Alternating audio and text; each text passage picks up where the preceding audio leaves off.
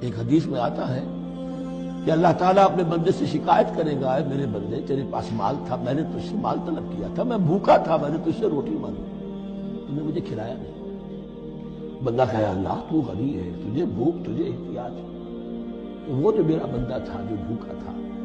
اس نے جو مانگا تھا کچھ سے وہ نہیں تھا، میرا بندہ تھا۔ الخلق عیال اللہ، تم سے انہیں کھانے کو نہیں دیا، تم گویا کہ مجھے نہیں دیا۔ اے میرے بندے میں ننگا تھا، میں نے تجھ سے میں چاہا کہ میرا ستر ڈھانپ دے، مجھے کوئی لباس دے دے، لیکن یہ کہ تو نے نہیں دیا۔ یہ اسی طریقے سے